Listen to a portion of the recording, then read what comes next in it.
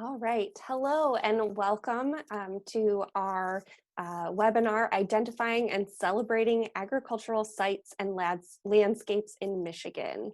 My name is Mallory Bauer and I serve as the field representative for the Michigan Historic Preservation Network. Slide.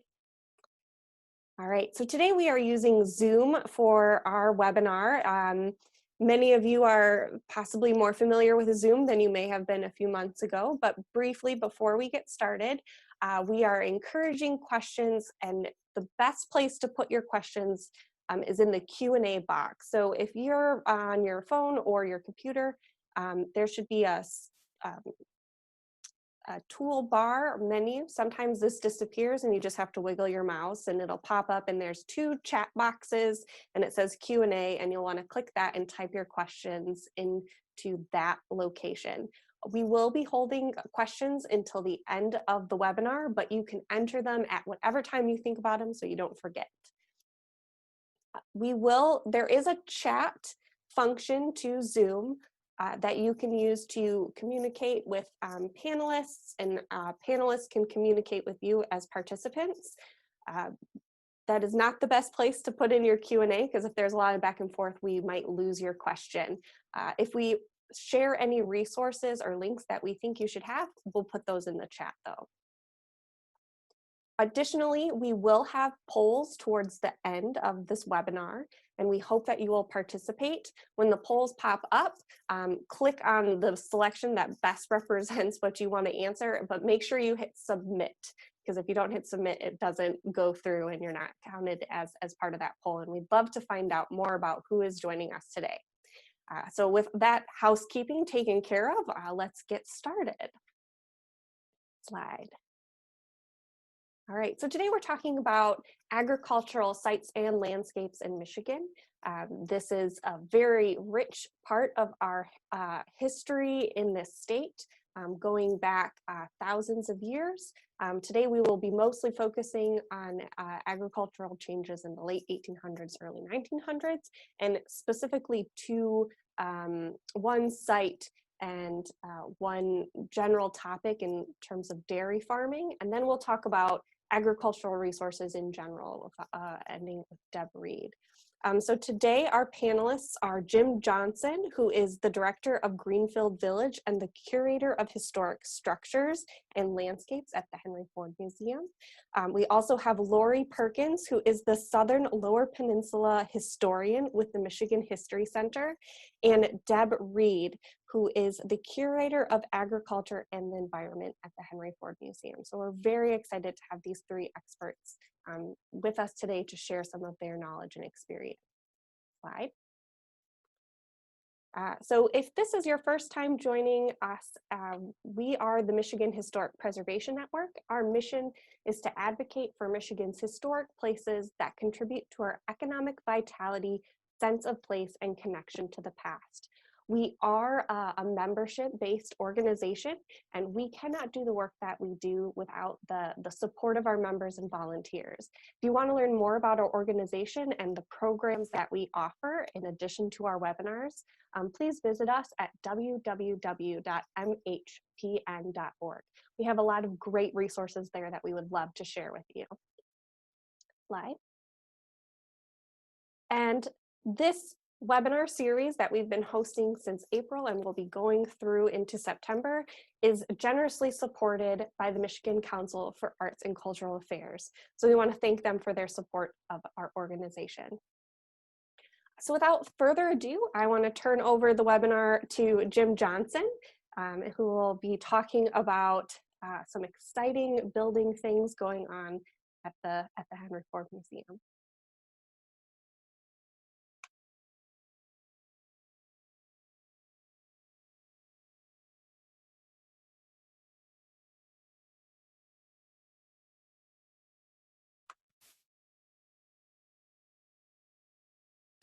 Jim, I think you're still muted.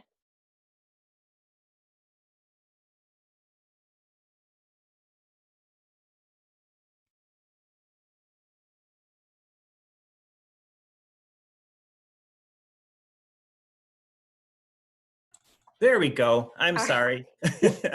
No problem. So, Thank th- you. thank you, Mallory. And thanks for everybody for joining us today. Yes, indeed. We have some really exciting things planned at the Henry Ford.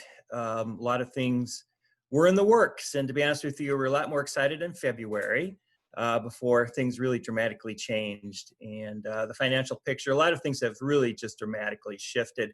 So projects are slowly continuing, and this project is included amongst them. And what I'm going to be talking about today is the restoration and the rebuilding, essentially, of what was the vegetable market, or the vegetable building at Detroit's Central Market.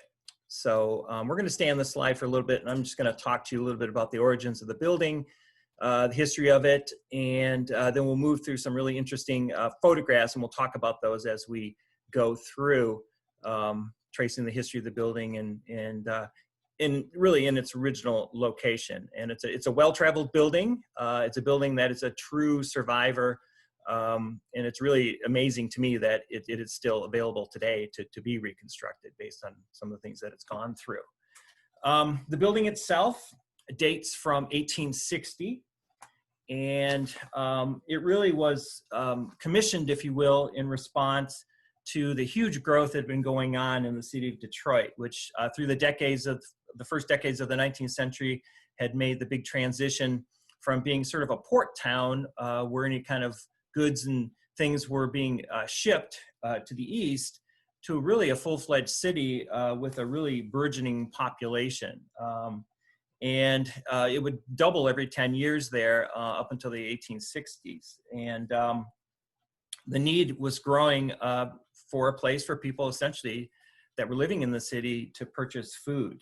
And the response above the city was to commission this new building. Now, the setting where it stood originally was on what's known as Washington Square in Detroit, in the area around Campus Martius, and we'll see a map about that in a couple seconds here. But it was really in the center of the city, and it really evolved over an area that had been a market for decades leading up into that point. And it was based pretty much around what was the original City Hall, and not the second City Hall that was demolished sometime in the 1960s, but the original City Hall that was set there. And the markets actually took place right off the back of that particular building. Again, we'll see some images in a minute about that. So the mayor of the city at that time, Christian Buell, really kind of pushed for this whole idea of creating a better environment, if you will, for food to be purchased, and kind of centralizing the market there. So plans were commissioned, and an architect by the name of John Schaefer, his plans were chosen to build. And it ended up being really a spectacular building. Its original format was 70 by 242 feet, almost the size of a football field. And it consisted of a combination of 48 very ornate cast iron columns that supported a timber-framed roof structure, and the roof itself was made of slate. And according to some of the records, some of the things that we've seen, the floor was tile at some point during the history of the building, but it was an open-air pavilion. And you can see the image here of really the scale of the thing where it was set. And we're going to move some slides here in a minute, but behind it is the building that went up in the early 1870s that was most associated with the market, which was really the Central Market building that housed a lot of the administrative area and some of the meat packing people, the butchers and things like that. And all that came together pretty quickly. So the building itself thrived through the 1860s, 70s, into the 1880s. And then really fairly suddenly, what happened is sort of attitudes changed, and city leaders had different ideas for that area of the city. And almost an overnight decision was made to close the market, demolish that large brick building you see at the back of the photograph, and in a really interesting twist of fate, dismantled this building and moved it to Belle Isle, where it was used for a short time as sort of a pavilion, and then eventually it was changed, altered pretty radically, and changed into the riding stables, eventually being used by Detroit Mounted Police in the middle part of the 20th century, probably up until the 1990s, when it was essentially abandoned and fell into pretty significant disrepair.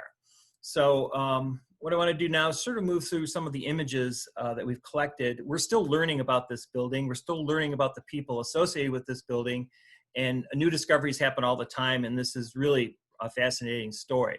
And our ultimate goal is to reconstruct the building in Greenfield Village, use it as a farmer's market, along with all sorts of other uses that we will be able to do for public programming.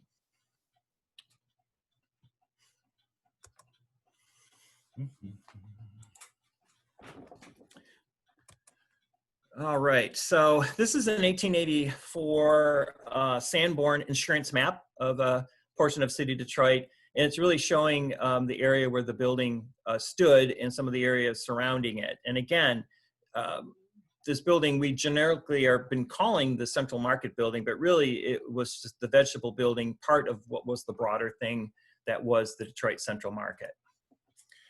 Here's some sort of background information and some images that really the idea of building a structure like this is something that was influenced by other things that were going on around the world and in several of the big cities in the East as well, where these commercial areas were created, and they're meant to be very functional, but as you can see, also very decorative as well. And what's significant about the architectural form that this building took was its combination of fairly new technology of using cast iron support structures, combining that with the traditional form of the timber framing. Timber framing was just starting to sort of fade as a main construction technique for buildings, and would soon be replaced with the balloon framing technique used in a lot of structures. And then of course cast iron starts to play a big role in a lot of commercial structures as you move into the 1870s and 80s and beyond.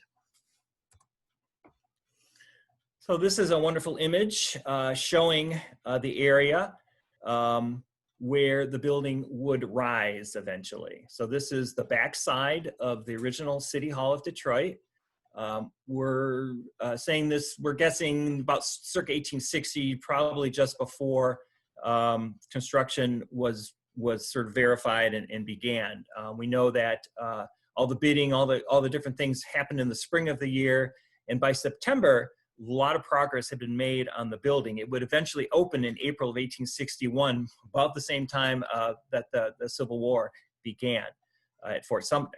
But here is what the neighborhood looked like prior to the construction of the building. So you can see the combination of people doing business right out of their wagons, the huckster types that would just set up and sell things right out of the wagons, with a combination of what are little individual stalls that have been set up there off the back end of City Hall. And this was probably, they're sort of out in the weather a little bit, and it's just really functional, but it could be a lot better. And that really was the goal in constructing the building, is to improve the entire environment there. Another view from really the opposite direction, looking down the street. And again, you can just see the scale of what would have been going on kind of crammed into that particular area right there. The shed off the back of Old City Hall there to your left as you look at it was sort of the main market, if you will, and then it all just kind of spilled out from there. So again, this is also dating from around circa 1860 or so. And just another view, this building is a good shot of Detroit's original City Hall, and this photograph is dated 1868. And off at the very end of that line of buildings, you can just catch a glimpse of what is the new structure, which at that point would have been brand new. It would have been several years old, but you can see really how that area had filled in with the large vegetable building, and then all the connecting stalls and different things that were going on off the back of the original City Hall. Now we got some images here of an illustration, an engraving, if you will, of the market, showing really the combination of both decorative but functional details that it did have. We see that in kind of an ad hoc kind of fashion to provide sun shelter and sometimes other inclement weather shelter, a series of these canvas tarps and things were strung out of the edges of the buildings to provide, that extra means of shelter. But the building itself would have been divided up into stalls, and the different vendors would have paid fees to be able to use the vending space, and it would have been sort of a business that operated, not just like once a week, like we're familiar with farmer markets, but in urban areas. Till today, there are daily markets where people then in the commercial restaurant business and things go to get their things. But this building would have operated all the time. And we have a lot of interesting stories. Even in the evenings, it was a place to go to get street food and different things. It was sort of hopping at all times of the day. To the right are a couple interesting images from, the top one is from the early 1870s. The Soldiers and Sailors Monument there is newly constructed at this point. And what you can see is a void where the original City Hall stood. That building was demolished in 1872 or 3, and the lower slide shows the structure that was replaced on the exact same footprint as the original City Hall. So here we see the vegetable stall, the vegetable building, and the formal central market building, combined.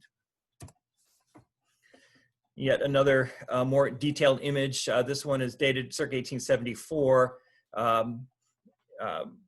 Again, just prior to the construction of the major brick market building. But then at the back end of the lineup of buildings, once again, is another view of the vegetable building, which is the building that we're planning to reconstruct.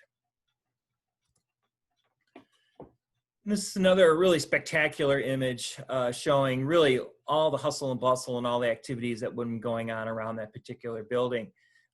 We've been studying this one. We've been doing blow-ups on it to see all the different paraphernalia, the different ephemera, the different kinds of things that were being used in the stalls, the barrels, the crates, the packing materials, the baskets. You can see the horse-drawn trolley line going right through there. That would have been, one of the major transportation hubs there in the city. And again, this picture is also kind of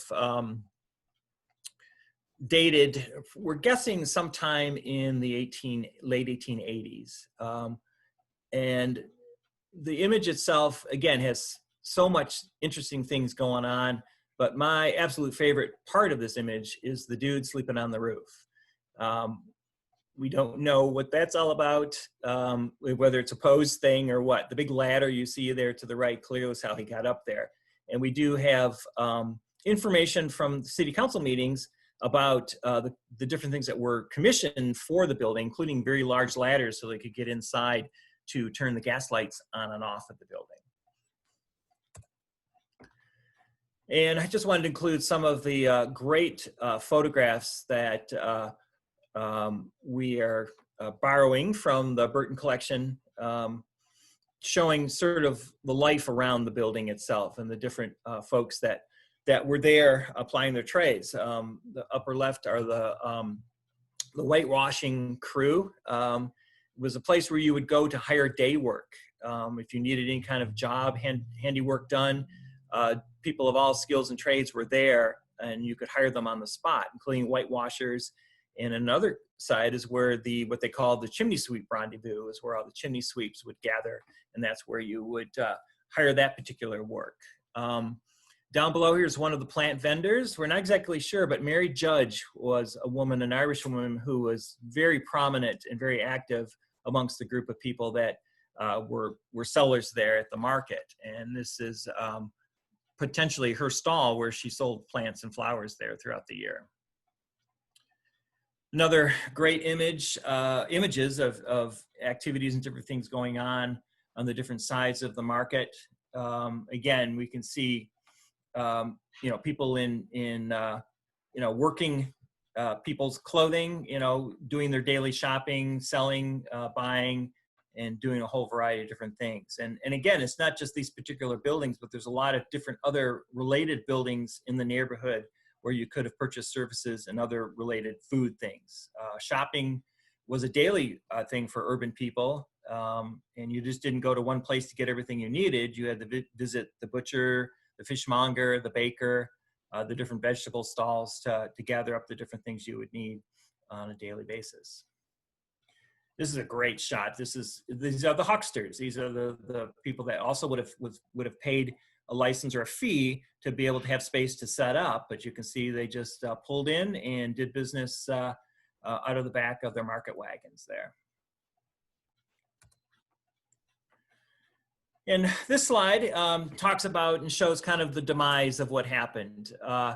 In the early 1890s, 1893 thereabouts, it was decided fairly quickly that the central market area was no longer desired, and almost overnight was shut down.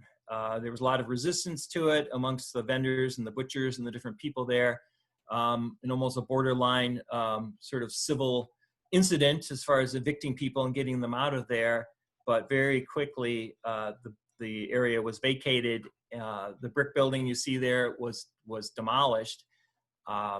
And the photograph you see below is how the area was transformed into the grand open boulevard that the city leaders at the time thought was more important to open up traffic and kind of beautify that area.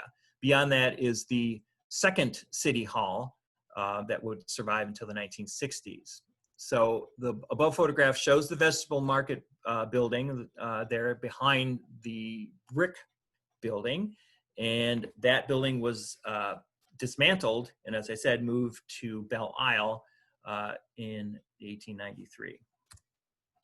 So this is a very interesting image I came across. It's not a great image, but it shows the interior of the building on Belle Isle at the time when it was being used as the riding stable. And you can see it's been modified quite a bit, and we'll talk more about that as we look at some of the other photographs. But the building essentially lived for a very short time as an open pavilion, and then it was bricked in. So that all the open areas were bricked in.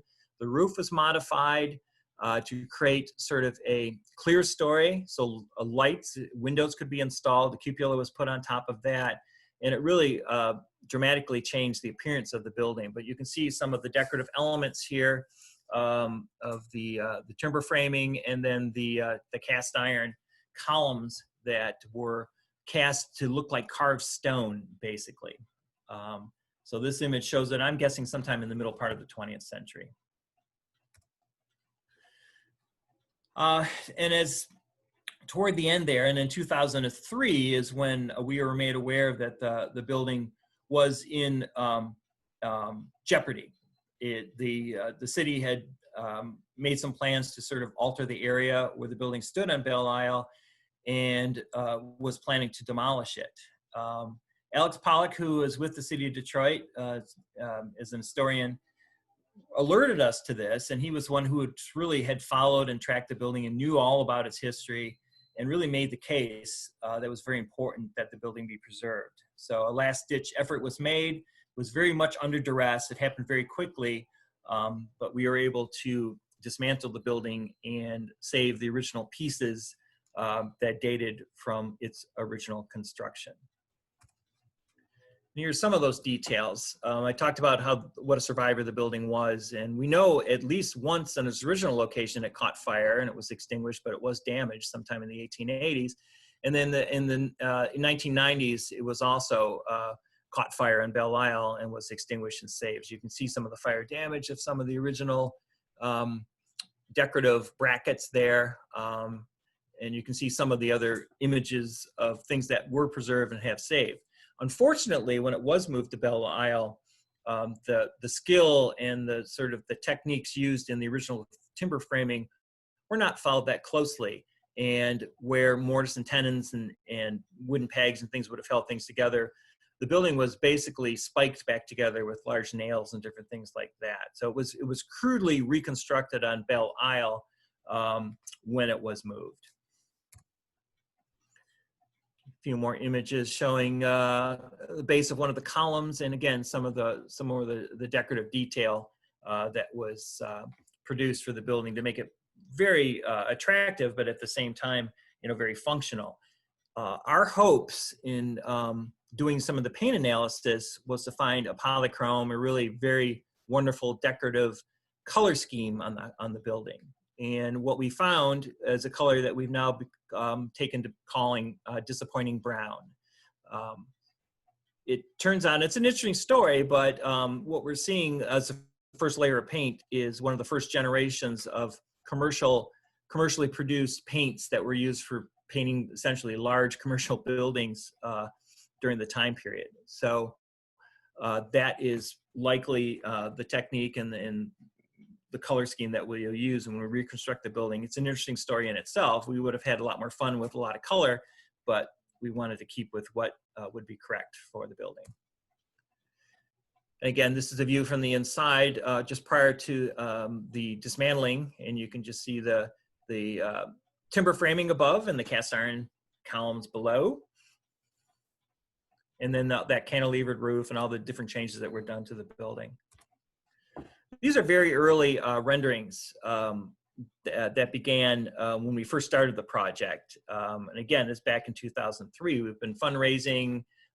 That's been active at times, less active at other times, but we have nearly completed our goal in fundraising, and ground has been broken in Greenfield Village for the reconstruction of the building. But you can see some of the work and some of the really figuring out that had to be done to make the building safe again.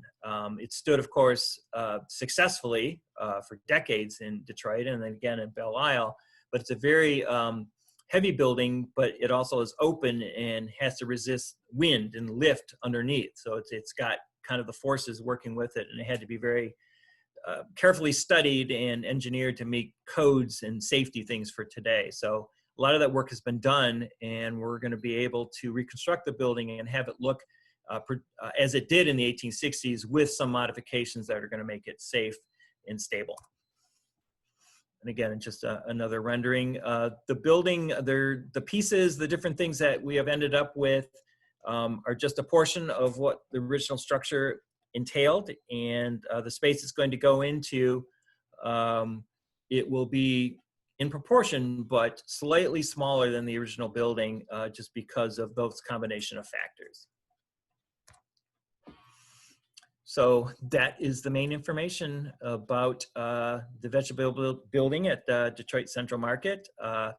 Give a nod to Deb Reed. She and I presented this presentation at our all-staff conference back earlier in the year, and she's been doing a tremendous amount of work in researching some of the people and different things that have been going on. And we're looking forward to learning more about the building and seeing it come to life in Greenfield Village. So thank you very much. Thank you, Jim. That was really interesting. A lot of really great historic photographs to share. So we are now going to switch over to Lori's presentation. And Rory Perkins is going to be joining us next. So Lori, if you want to take a moment to type in any questions you may have for Jim while you're thinking about them. Lori, if you want to unmute yourself,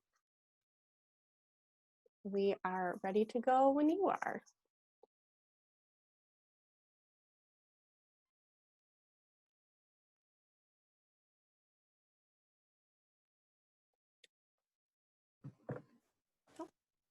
Okay, can you hear me? Yes, I can hear you. All right, thank you, Mallory and Deb and Jim, for including me in this presentation this afternoon.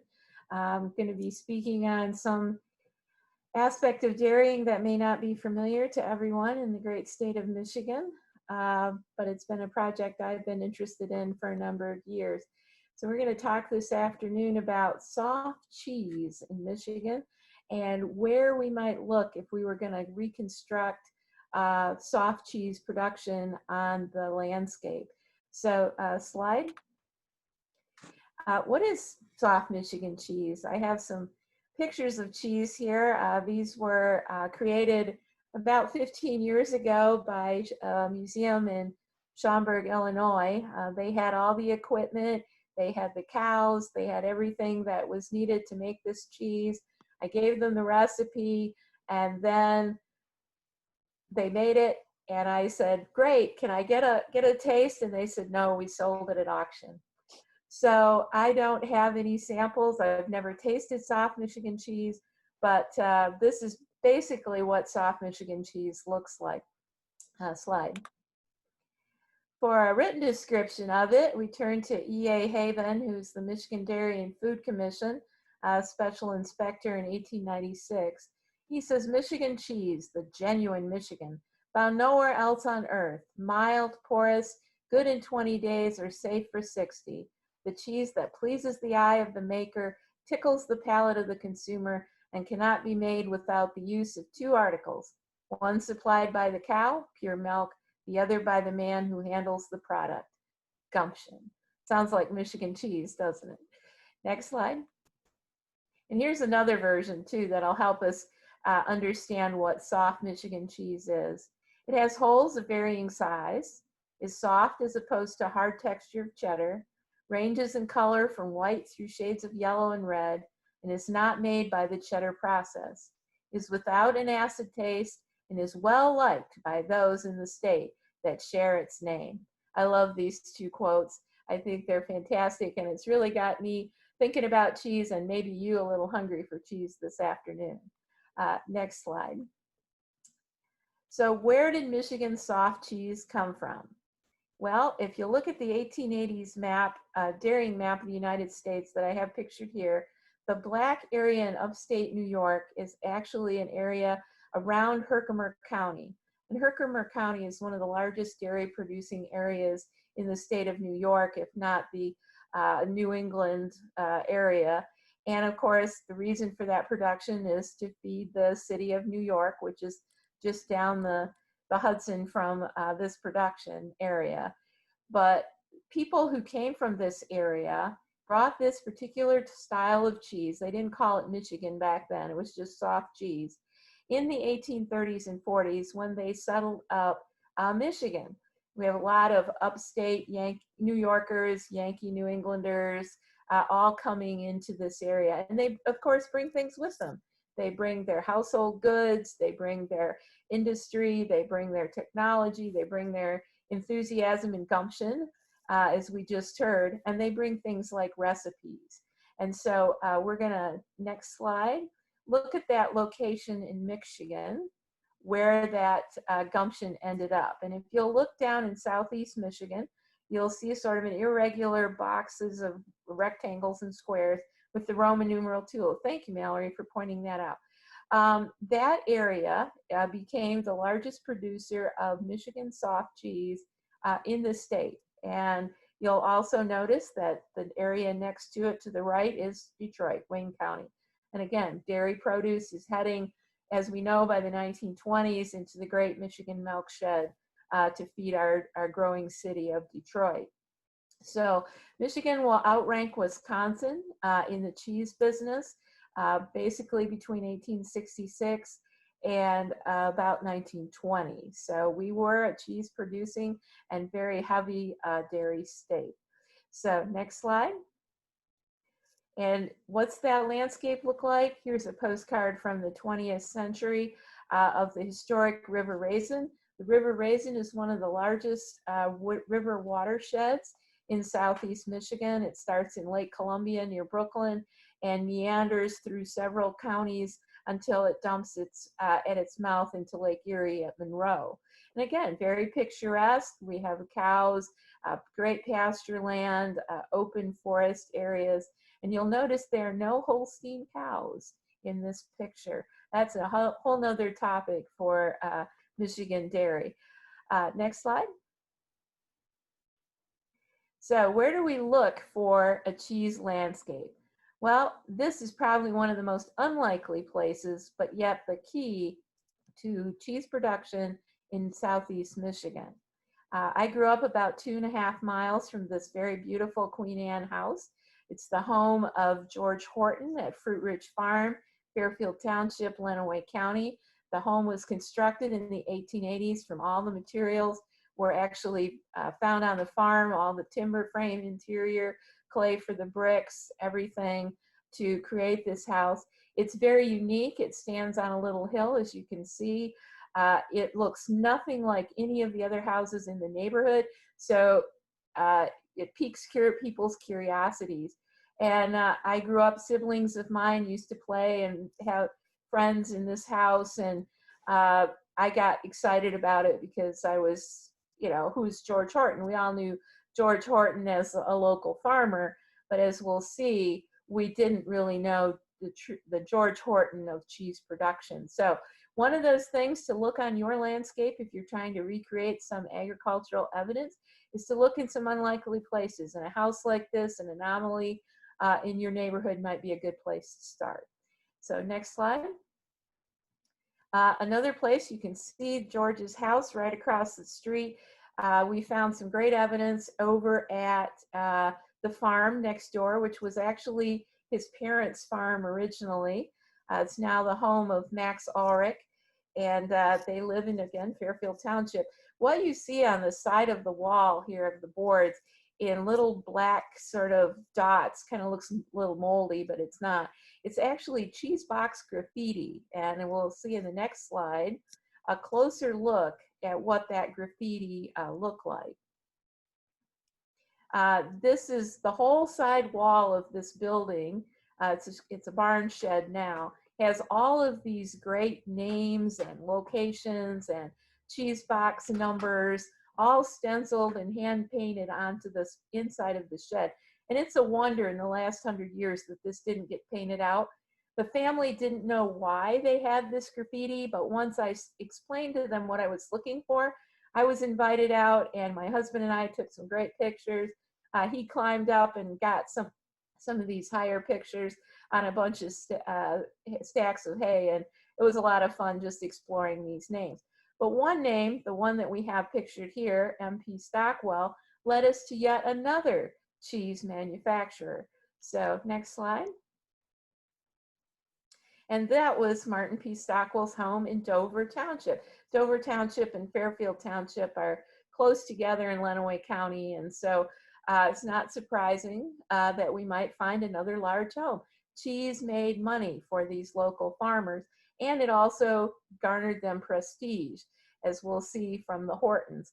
But we'll go to the next slide, and I'll show you the remnants. Again, you look at this little house and barn set, and you think, well, that hasn't anything to do with cheese. But the building on the right, the two-story little house, is actually the remains of Martin Stockwell's Dover Center cheese factory. And it operated from about 1869 until 1880. He went out of business, and we'll explain why in a few minutes.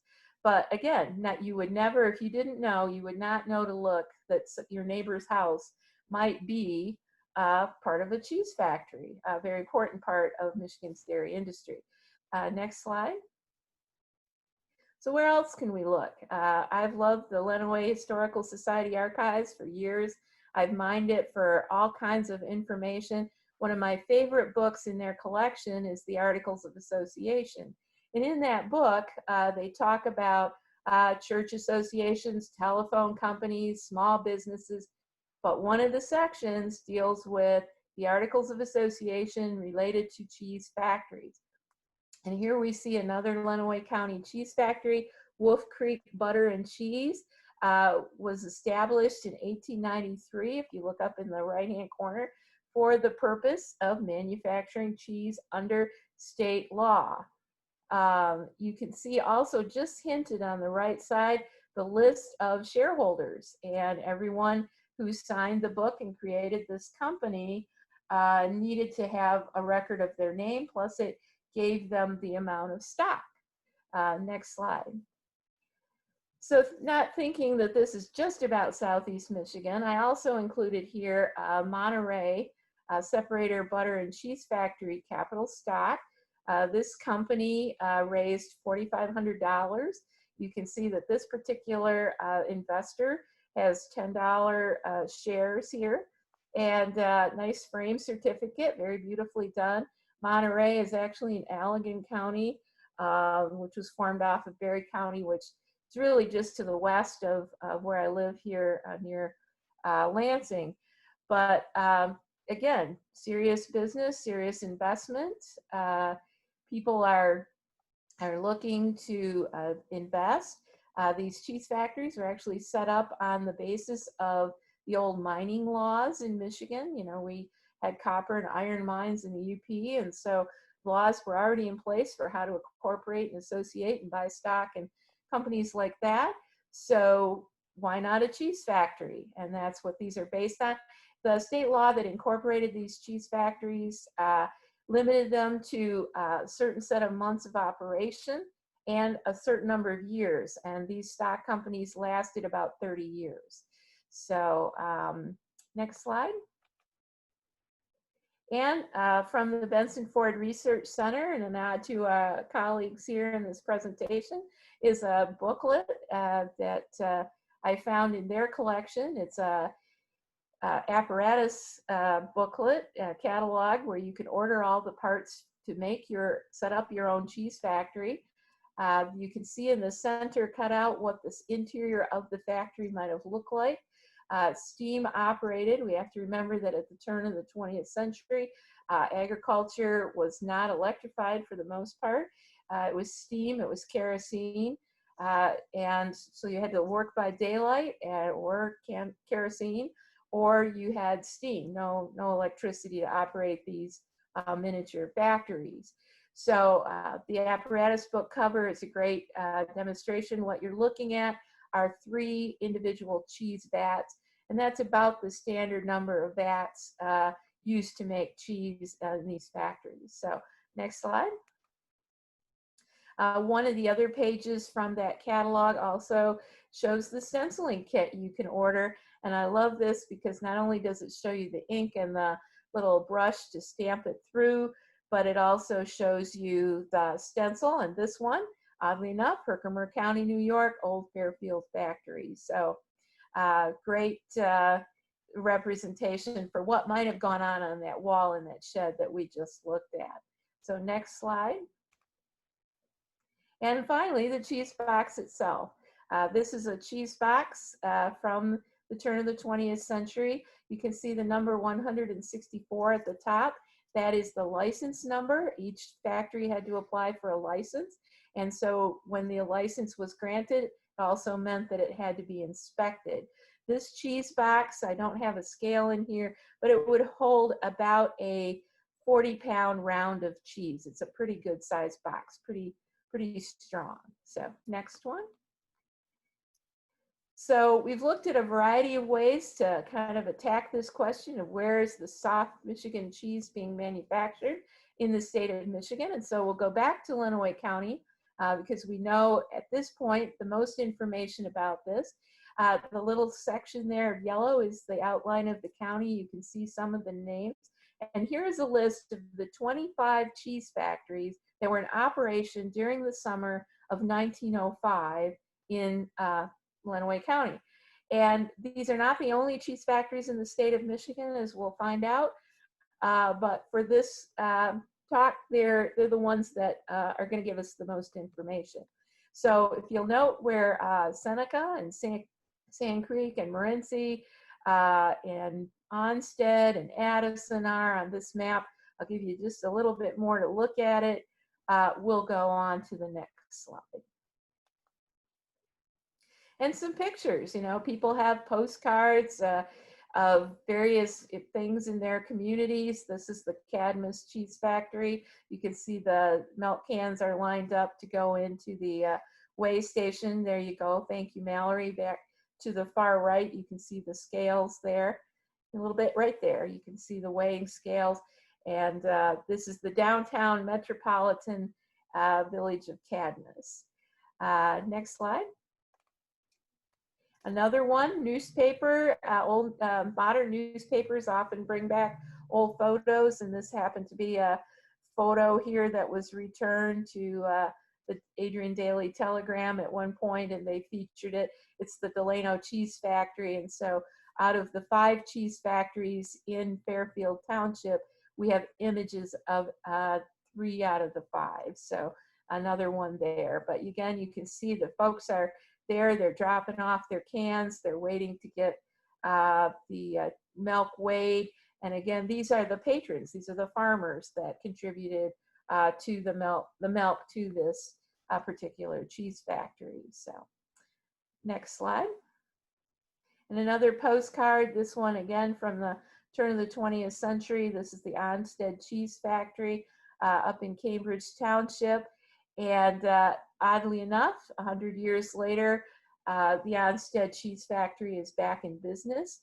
A young couple has come in and bought up the site and are making cheese curds. I've been trying to convince them to make big rounds of cheese, but they don't have the equipment or the time to do that kind of production. But I thought that was great that after 100 years, the interest in cheese and cheese curds is coming back to the place where it was founded. Next slide. So where do we look? How do we create all of those things that we've just looked at, cheese boxes and maps and photos, into a more concrete story? Well, one of the greatest documents that I think that the State Archives of Michigan owns, and I invite everyone out here listening to this, that if you think you have a cheese factory in your neighborhood, this collection, this series of books, it's about 3 of them. It's the only thing that I know that survives to date that talks about the whole industry of Michigan cheese, is in the 1905 State of Michigan Cheese Inspector Report, Dairy and Food Commission within the Archives of Michigan. And this not only documents the 25 cheese factories that we've already listed, but it also documents other cheese factories in other parts of the state. And it is a wealth of information. And first look, you think, wow, it's just a bunch of, a bureaucratic form with quick notes. Well, we're going to unpack that a little bit here now and kind of get you into thinking about what one cheese factory in one place in Michigan looked like on May 20th, just a couple of weeks ago, in 1905. So we picked the Sand Creek Cheese Factory, near and dear to my heart. The location is Sand Creek, Michigan. It's a town of less than 50 people, 8 miles west of Adrien in Lenawee County.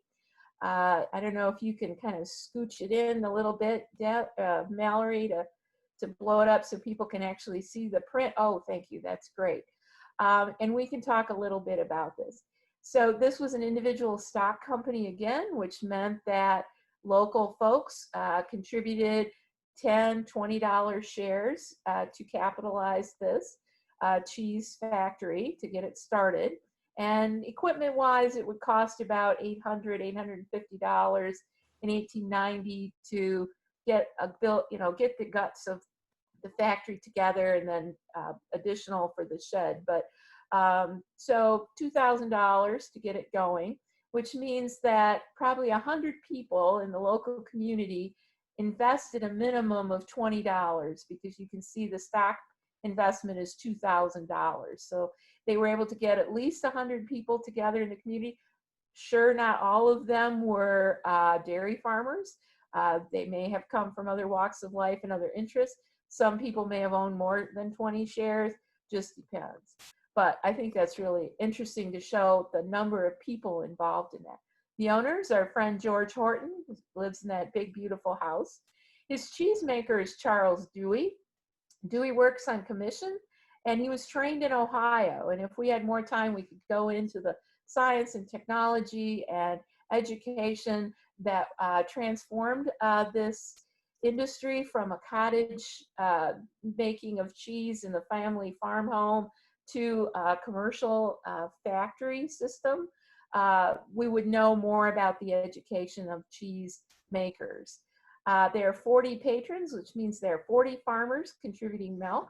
Those farmers live within a 2-mile radius of the cheese factory, and those 25 cheese factories that we mentioned earlier are spread out over the county. So we have a cheese factory roughly every 2 miles, if you can picture that in your head.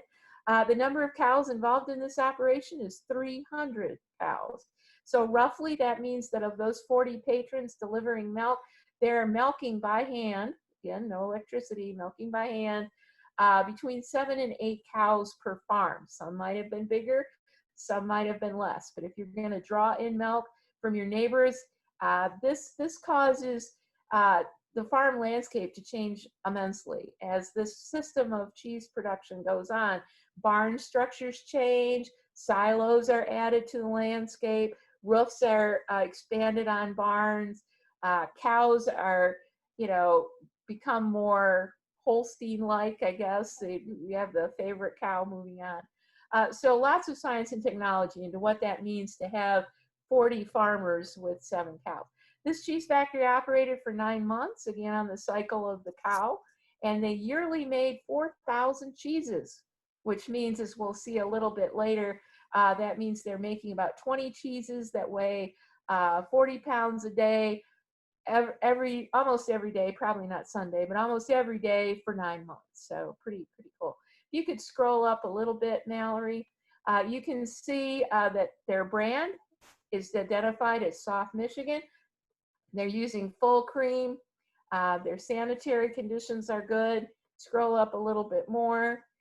And what's great about this is if you don't have a picture of your factory, here is a description. Sandkirk Cheese Factory was built in 1885. So we're talking something 20 years this factory has been in operation by the time it's been inspected in 1905. Lighting's good, walls are unfinished, good condition. Next slide. These reports of the cheese factory inspector are about 3 pages. And so again, looking at the water supply, they're using a dug well in a depth of 25 feet. If we were to put all of these cheese factories together, we could probably figure out what the water table was for the town, for Lenawee County, basically. The temperature of the water is good, but here comes the sewage. Look down in this next part. Here's the disposal. Where is all this whey and used water going? Into the creek. If you can imagine a hot August day with milk remains, cooked milk going into the ditch of the creek, that must have been some smell. And have that in 25 locations, all going into the same watershed. I don't know, Jim, living in Monroe, what that would have been like, but it might have been a pretty interesting neighborhood. You can see for equipment, going back to that catalog, we've got 2 vats. And so again, 20 cheeses. And on the 3rd page, Mallory, if you can go to that, we can see the key to all of this, and that's the recipe. They describe the process for making this cheese, and there, ladies and gentlemen, is the recipe for soft Michigan cheese right there. So we could reproduce this, maybe not on a vat scale, but we could reproduce this cheese. And I've tried it, but I'm not sure that it was as successful as I thought. So next slide. We're at about 20 minutes, Laura. Okay, good. So again, the woman who brought us this recipe is Lucinda Horton. She made cheese on her kitchen table, and she got us into this business. Next slide. And there's a picture of what her kitchen setup might have looked like. It's an interpreter from Sturbridge Village with their cheese operation. Next slide. And the father of Michigan soft cheese is Rufus Baker. This is his farm in Fairfield Township. Baker took up the challenge in 1866 from Michigan Agricultural College Secretary Sanford Howard to see if people in Michigan, dairy farmers, would produce Michigan cheese. And Rufus Baker stepped up to the challenge to do that. And this is a picture of his farm. Next slide. There's a picture showing a good plat map showing the cheese factory south of his house in Fairfield. Next slide. His cousin Jacob also had a cheese factory. This is the Union Cheese Factory in Raisin Township, and it has its corporation papers are also in the Lenawee Historical Archives in Adrien. Lots of cool correspondence about how and why and successful or unsuccessful this particular business was. Next slide. showing you again Martin Stockwell's farm. You'll see the townhouse, the school to the left, the cheese factory across the road. His house is directly across from that. Stockwell wanted to build his own community, and because he owned all the land around himself, he couldn't let private people in, and the railroad passed him by, and so Dover Center never became a big town. But he had all the elements there around that cheese factory to make a big town in Dover Township. Next slide. And there's the house that we saw earlier of Martin Stockwell as it appeared in the 1874 Atlas. And again, he's really proud of his cheese factory, so we can see that up in the corner. Next slide. And there's a close-up of that house that we showed earlier. At least the first 3 windows there on the left is what remains. Next slide. And again, the second cheese manufacturer right after Rufus Baker were the Hortons, and it's Samuel and Lucina. And next slide. And there's the farm where the cheese graffiti is located. Cheese factory right there, you can see that. And next slide. And there's the picture of the Hortons Home Cheese Factory. The building where the graffiti is the shed to the far right of the way station there. And that wall that the little cursor is on right now is where the cheese graffiti is. Next slide. And we want to mention that George Horton took on, and the reason for his audacious house is the fact that he was very political. He was a good Republican. He was master of the Michigan Grange, and he was supporter of the Lenawee County Fair, and he actually ran for governor at one point against Fred Warner, who became governor of Michigan, also a cheese manufacturer. And the 2 cartoons show that we are slicing up cheese in politics in Lenawee County. At some point, I heard that when Warner was elected governor, that the whole basement of the Michigan Capitol was decorated in cheese for the inauguration, but I've yet to see a picture of that. So if anybody out there has a picture of the Capitol decorated in cheese, it'd be great. Next slide. And of course, the Hortons are a 3-part dynasty. The end of soft Michigan cheese comes in the 1920s. Norm Horton, who's the grandson of Samuel, it becomes very political. I don't think he ever made cheese in his whole life, but he used all the money his father, George, made supporting a political campaign. He did become a senator from Michigan. He did 3 different bills in the legislature while he served. Several of them had to do with hunting and fishing. He was a great hunting and fishing advocate. He also renamed Michigan Agricultural College to Michigan State College, which then allowed it to become a university later on. And he actually legislated out of business the production of soft Michigan cheese, which is why we don't have that in our realm anymore. He listed out in that law the production of all kinds of cheeses, but not soft Michigan. And Norman actually ended up using the house as a platform for his political career. And when he lost it in 1929 due to the stock market crash, he lost his life as well in that house. His funeral was attended by lots and lots of governors of Michigan, and that's a whole nother story. Last slide there. The other demise of soft Michigan cheese is the Helvetia Milk Condensing Company in Morenci and Hudson. Dairy farmers could get a better price, and cheese and manufacturing of milk moved on from commercial to industrial production, and canned milk for World War I helped move that along. So no more soft Michigan cheese. Last slide. I'd like to thank all the folks that contributed to this presentation. And again, thank you, Mallory and Deb and Jim. And when we get to the end of the talk here, we'll ask for more questions. Thanks. Great.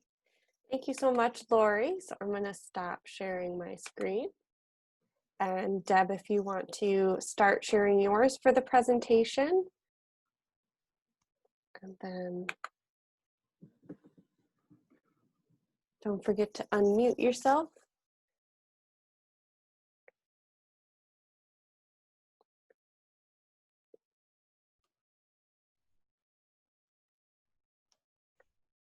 Well, there we go. Yay, from the beginning. Thank you so much for two great presentations of very detailed building focus and an agricultural industry, really, one farmer and one cheese factory at a time. What we're going to do now is put our track shoes on, so take a stretch and do some calisthenics, and we're going to range across Michigan trying to make sense of an industry that really changes a lot over time. And isn't Michigan the most diverse agricultural state in the Union? So the image here gives us a sense of the range of cultures within agriculture. This map derives from a 1960s overview that the Department of Agriculture in the state of Michigan did. So it's colorful, but somewhat dated. But it helps me try to bring our minds into the 20th century and yeah, the range of possibilities. You could almost think it's an overwhelming variety. And what I wanted to do was just get a sense of who we have in our audience. So this is where those, yeah, the little, I call them quiz, they're technically a poll. And if you just click and submit, each of the questions will pop up. So do you want general information? Would you need specific resources to document a specific resource? Is it a personal goal to preserve a resource? Or are you involved in a public effort to save an agricultural asset? Hopefully, no matter which of those is you'll hear today, or at least find in some of the written materials on the slides, the answers to your questions. And the resource that Mallory supports with the Michigan Historic Preservation Network is there to serve, as are other agencies in the state that we'll talk about. The next part is this stress that there is a culture. So agriculture is an unnatural act. In other words, it takes a natural resource, the soil, and it depends upon natural resources. If you're not an aeroponic or hydroponic farmer, you're working with the weather to cultivate something, be them animals or plants. So if you wanted to just hit a button for what you think you most work with, love to get a sense of whether you're in the business of processing, marketing, and transportation, whether you're a horticulturalist or a dairy person. And then last is geography. Where, in fact, are you located? And based on the May 21st webinar, we learned that the state seeks nominations for the Michigan Register and for Michigan markers from all over the state. So sometimes being in certain places is to your benefit. Certainly it's to all our benefit to learn more about the diverse agriculture in the state. So if you wanted to put down where you are and hit submit, and we'll get the answers to these questions shortly. And maybe while Meredith is processing that, I will move on. I mentioned the May 21st Michigan Historic Preservation Network webinar, and there were 3 fantastic speakers that gave a great overview. 2 of them related to the Michigan's SHPO office, State Historic Preservation Office. One, Todd Walsh with the National Register, one about historic districts, and then the third one was from the Michigan History Center and the Historical Marker Program. But I wanted to take 30 seconds or less and remind us of terminology.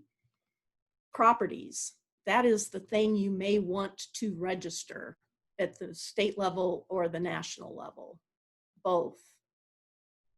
The more the recognition, the more support. And within the property are the resources. So one building or numerous buildings, a site or an existing landscape, structures of various types. They can be stone fences and other landscape accoutrements. They can be objects, everything from clotheslines to corner posts. Each of those things are resources that are part of your property. Then the crux of the matter, the historic significance, 4 criteria. What happened historically? Is it a general trend? Is it a significant event? Who are the people involved? What is the architectural? We are historic preservation after all. So what historical architectural evidence and what archaeological remains may yet remain to be found, or what already support a significance. Context is time, so it can be an event, a day, it can be millennia. The theme, we heard 2 really nice talks, one on urban public markets. What do the cities or the large towns where you live do to sustain agriculture to feed their citizens at any given time? That is a theme. It's direct marketing of farm produce, often produced by specialists, and direct sales to either customers who are individuals or customers who are restaurants or saloons, or dairying. From a farmer perspective, from an investor perspective, what about the banks? What about well, we heard great detail from Lori about the business of cheese making. And then place. What happens in Southwest Michigan that might draw specialized agricultural products to the Chicago or the steel belt there in South Bend, Indiana, is a little different than what may be drawing the same producers to the markets in Detroit. And that may be very different than the UP, where small towns might be providing incentives for people to invest in agriculture, growing things to feed miners, for example. So the place the agriculture happens is incredibly significant. And last but not least is the historic integrity. So is there a package? Is it as complete as possible? Are there enough details to tell the story? With markers, this is less critical, but the research is essential. But with register nominations and districts, you need the density of intact associations in material form. So the vegetable shed, we've learned about from Jim, there's a little detail. That shed, there is, to my knowledge, no marker in its original location, but it will become a part of a recreated or a reconstructed history attraction. Registered, first listed on the register in 1969, designated a National Historic Landmark in 81. And in a different original location are some of the markets that replaced the old decrepit by 1893 Central Market, though not everyone agreed on that. Eastern Market's shed number 2 is part of a historic district that was designated in 74, on the National Register in 78, and then the boundaries have increased in 07. Discussing ethnicity, discussing urban agriculture, discussing direct sale markets with integrity. For dairying, just a few examples of the variety of options out there. So if you're a farmer, you could pursue Centennial or Sesquicentennial farm designation. This is a badge of honor that farm families that have been in continuous operation and can prove it for 100 or 150 years can earn. Or you can take the approach of a historical marker in a specific place. Within the State Historic Preservation Office, the historic site designations or the districts. So I included an illustration of some of the featured dairy barns from the Van Heusen farm in Rochester Hill, Michigan, that's part of the Stony Creek Village Historic District. But it doesn't, yeah, so that I think is a good example of an area that is gentrified, is protecting resources, aesthetic resources, to slow growth. I mean that, not to slow growth, but to protect the aesthetics and the assets that make it a valuable place to live. But in fairly non-populated areas, especially in Michigan where tourism is so essential, vistas are critical. So historic districts do not have to exist in relatively well-heeled metropolitan suburbs. So now what I wanted to do was shift gears and talk about very quickly our goals, because we don't have a lot of time here to cover a lot of territory. You've heard already about the process of documenting buildings, landscape, spaces, and places with 2D materials. In the village vegetable building, you've heard about documenting that historic fabric of a structure. We also, in addition to the specific place, have to look at that place over time to learn about transitions in the business of farming, as well as the practice of agriculture as it occurred in Michigan. Contextualizing all that means that you move it out of a story about a person in a place, for example, beyond the here and now to larger trends. And then ultimately, ideally, preserving it in situ or adaptively reusing it in situ in the ways that we've already touched on and which are listed there. So really quickly, this photograph, some of you might recognize it. Others of you may not, because you may not have seen it this way. This is one of the digital artifacts on the Henry Ford website. It is an image of the farm in 1923. Parts of this, some of you may have seen within Greenfield Village. But the 1923 image is simply a snapshot in time. And there's at least, well, almost 50 years evident from the time when the windmill went up to the 1923 photo. And add to that at least 20 more years there, give or take, for when the house and the barns went up. And you can look at the construction of these, the house especially, and get a sense of who were these people, when did they build, what kind of farm did they have. You wouldn't know it by looking, but it could be defined as a general farm, and yet we know that the owner operator of this farm, not still in 23, but in the late 19th century, general farmer who also specialized in hay, had about a 400 tree apple orchard and a small growing family to help care for it. This is Henry Ford's birthplace. And take a look at this image. And so that's the documentary aspect, but representative. What sense do we get of this farm? Very different setting, very different image, a representative farm of a person you may never have heard of. If we look at the details, what just by looking can you tell from the buildings, the landscapes, the places, and the spaces that are visible? And if only we could share, but we can't.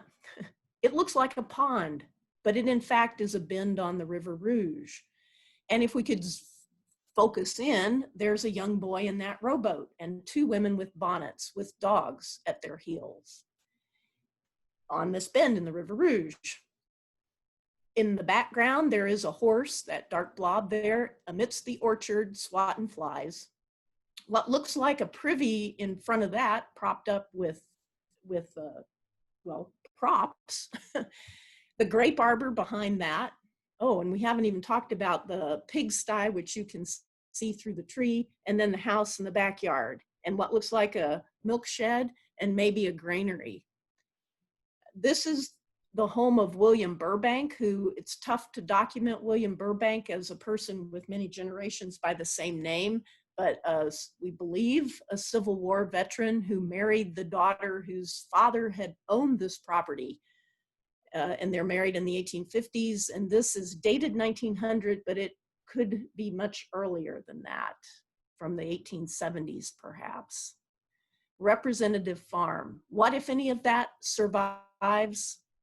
Nothing, because of its location. And very quickly, that location, so popping in some of the places that we've learned about, that's the property we just saw, the William Burbank home on the River Rouge, about where the pig snout is. There is a specialization of sheep farming up in, well, representative of the early locations of Ford family. There's the general location of where Henry Ford's birthplace sits. And there's the location of the River Rouge plant. Not every one of these things would factor into a general agricultural district, but if in fact this place was not an urban, and there were many other layers of significance onto it with Ford Farms, you could have a quite nice overview of how agriculture changes based on place and space, but all within the shadow of growing populations. I'm going to pass this by because you've heard a fantastic overview of documenting local. You just need to do the digging, and there are many resources available. There's also shameless promotion. A book I wrote about interpreting agriculture tries to identify, well, it advocates for agriculture as important no matter where you are, city or country, and it talks about agriculture as a way of doing things, producing things, distinctive from farming as a business. Definitions of rural, if you think of agriculture as rural, yes, that might have been a majority experience up to a time, but it can still be limiting. If you think about it as use of a land mass, 95.5% of Michigan is technically rural. So that production system affects the vast majority of the landscape within the state. Furthermore, everybody in a state must eat. So you build the significance of the agricultural product that you're looking at. And then what is the produce? Is it for the family? Is it for these direct markets? Is it a product in itself, grain or livestock? Is it a byproduct? So is it wood or horsehair for furniture, or soybeans for plastic, or corn for high fructose corn syrup? And every one of those layers can help you build your justification for significance. Each crop has a culture. So here we are in Michigan, from celery fields near Kalamazoo to the dairy industry in a couple of different ways, and potatoes there in the upper middle. Family farms, a whole nother topic that we don't really have time to discuss, but family farming as a way of life, but also a business. And that transition that occurs starting in the 1920s when canned goods, foods, and other consumable goods, families can stop being their own producer, processor, and consumer. And that coincides with a very rapid decline in the rural and farm population.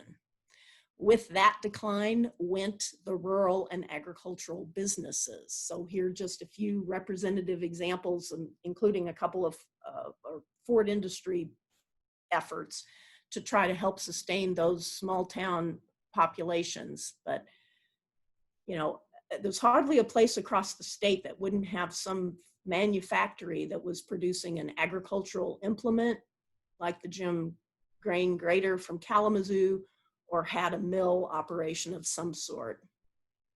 There are a lot of resources to help you figure out what you have and how it fits. The National Register publications are all going to be listed in the very end of this. And without going into details, there's one totally dedicated to rural and historic landscapes at the heart and soul of rural and agricultural historic districts. And these are just a couple of pages excerpted from that. But as I've mentioned, agriculture is not only rural, so translate rural into agricultural, and you can think about the ways that this can serve an agricultural property that might have always operated, raising market garden produce or truck farm produce for an urban sales point.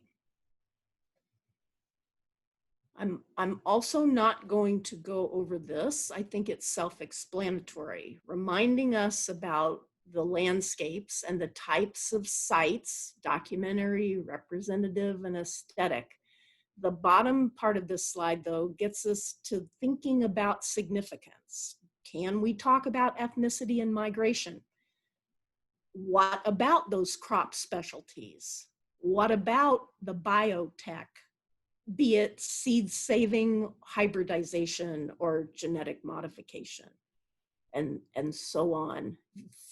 Figuring out what your significance is must start and evolve out of really good, deep historical research in your place. You can help yourself by creating a table that takes some of these key points, puts them together, and you begin to fill in the blanks. It can help you prioritize and dig a little deeper. And then it was going to be a fun exercise, but here's the list of some historic sites in the state of Michigan and where are they on the map. This will be available for you after we're done, and you can do your exercise yourself. Are you in a place in Michigan where I didn't happen to pick an example? It provides you an additional incentive and potential to be listed and to bring recognition from your local and regional community to your asset. Deb, would you like to see the results of the location poll? Sure. Because we are nearly done. We have, oh, fantastic. So yes, we thought we'd be heavy southeast, which is purely in addition to consequence of population concentration, but huzzah to the UP and the West, the North and the middle of the mitten, who are all equally represented. You'll know where to find us if any of you want additional information or details. So great. One thing, in addition to all the other public things we've mentioned from the U.S. or from the Michigan State Department of Agriculture to the Michigan Historic Preservation Office, there's also the American Society of Agricultural and Biological Engineers, which does recognize and dedicate landmark status to innovations in agriculture and agricultural biology. So there's a few, well, I shouldn't say a few, those are the sites of the 57, I think, designated that are in Michigan. And just to affirm, from a combine that mowed, winnowed, and threshed grain, invented over there near Climax, Michigan, through the establishment of the society in and of itself, the first flaked cereal, and the multiple pick hand or once over mechanical picker for cucumbers. That's the scope of agricultural innovation in Michigan already designated. And between public markets, dairy industries, and individual farms, we hope you can find your place in Michigan's historic agricultural resources. So these are some resources. They'll be available in the recording for you to access and consult. We hope that if Michigan Barn Preservation Network representatives are here, thank you. There are also land trust alliances. Both of those can give very specific information, as can the Michigan Department of Agriculture and Rural Development, about land trust options and open space designations, and then some of the more historic preservation focused resources and National Register publications that are relevant. With that, thank you. I think I'm done. Thank you so much, Deb. So we did have a question come in. I know we're running close to our end time, but if you have any questions that you have thought of, I will start asking those. So panelists, if you want to unmute yourself so you can answer. We had a question come in. How are the cheese inspection reports organized? And is it easy to search geographically to see if there were any in a specific township? There are only 3 volumes in the archives. One of the parts of the book that I did on this was I did a tracing of the path that the cheese inspector went through these 25 cheese factories that I noted. So yes, you can go through these books and find your township, find your city, and they're not indexed, but they're very thin volumes, and it won't take you very long to go through them. But you can create a route basically for these inspectors to go through. And there's a whole nother chapter to this about how the inspector system was developed. It came out of the Pure Food and Drug Act and laws against adulteration and all that, but we won't get into that. But you can go to the Archives of Michigan. Unfortunately, because of COVID, we're not open yet, but you can email them, and they are starting to do online service responses. So give them a call, give them an email, shout, and they'd be happy to help. Excellent. So those cover the entire state, right? If there were for that particular window, that was only 1905 through 1907. So if there are more books beyond that, which there should be, and there are more books before that, those I don't know where they exist. These are just the only 3 books that I know of that exist in Michigan.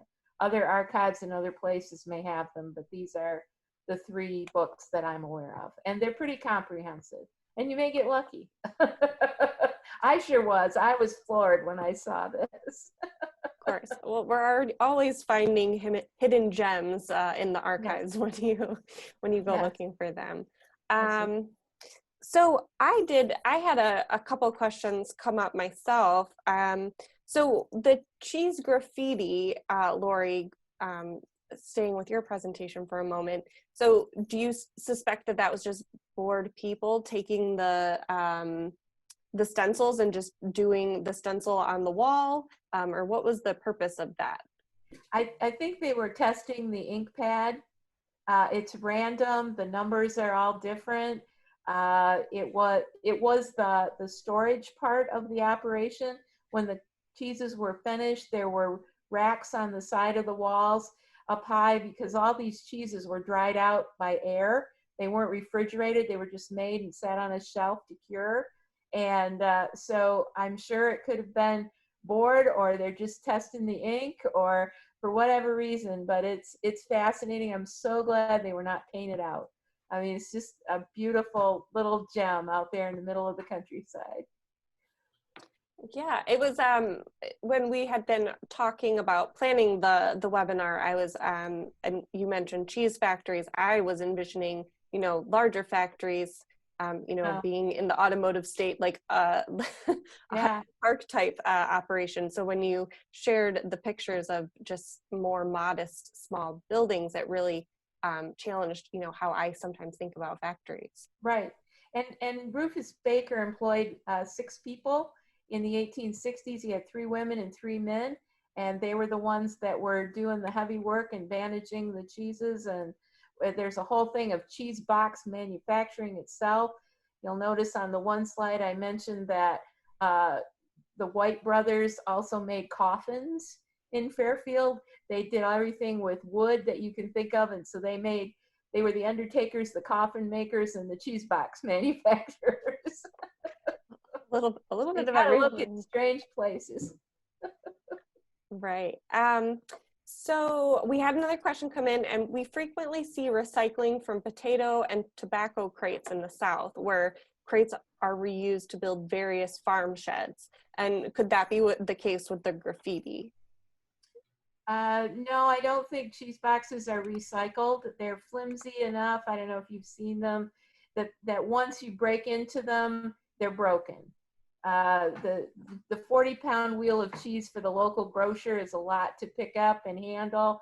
In fact, some of the women who worked in the general stores complained that cheese wheels were being made too big. They couldn't pick up a 40-pound wheel of cheese, and they were trying to get manufacturers to make 20-pound wheels of cheese instead. So there was a great debate over the size of what a cheese wheel should be. And so, yeah, I don't know that these boxes hold up that well. They're kind of like a shaker box sort of thing. Okay. Yeah. Thank you. Jim, in talking about Central Market, as opposed to the Eastern Market that was built afterwards, were there any similarities between those two buildings? Have you guys looked at comparing how that type of large market building shifted from those two time periods? Deb can jump in on this one too, but yes, the Eastern Market was on the rise and really had a lot to do with the demise of Central Market because of what the city leaders wanted to do with that particular area. So they were confident that the Eastern Market could fill the void left by the Central Market. The Eastern Market buildings are later and are of a slightly different construction technique, more modern construction technique. There was also a Western Market, which for a time was the hay market. And that eventually would fade away as well, and Eastern Market would become the prominent one that we were still with us today. Okay. Well, we haven't had any further questions come in, and we just, we're a few minutes over our 2:30 end mark, so I think we can wrap things up.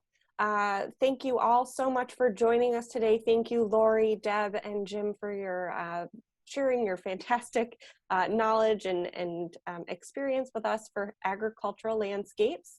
If you are interested in joining our next webinar, we will have our second June webinar on June 25th, 1 p.m. And we will be looking at our coastal resources, so our archaeological and lighthouse resources. So we hope you will register for that one as well at www.mhpn.org/workshops. And thank you again for participating, and thanks again to the Michigan Council for Arts and Cultural Affairs for supporting these webinar series. Thank you for Thank having you. us. Thanks, everyone. Thank you for participating. Yep.